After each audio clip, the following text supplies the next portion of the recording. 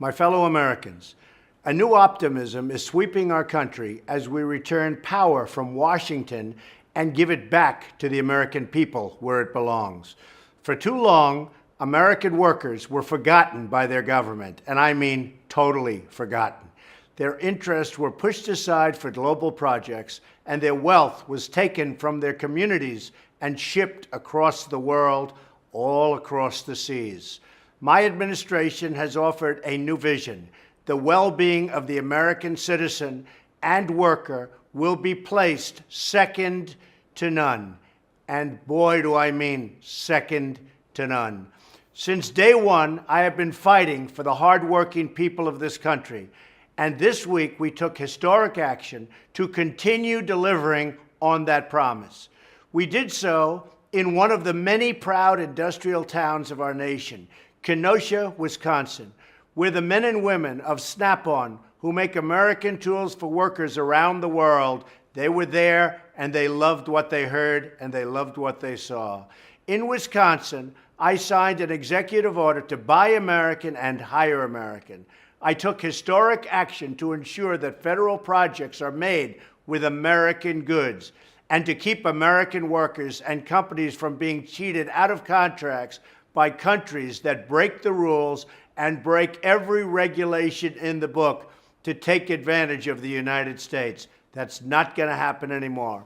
I also took action to reform our immigration system so that it puts the needs of American workers first.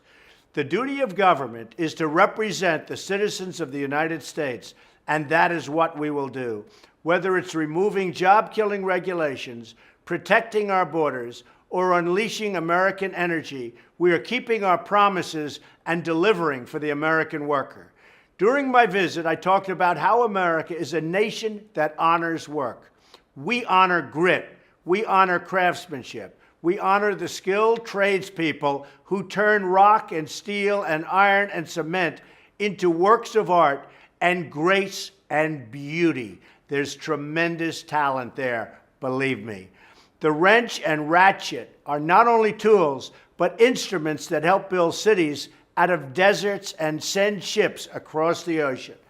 And the tools of craftsmen and the masons are just as important as the tools of the doctor and the dentist or the CEO or even the tools of politicians, believe it or not.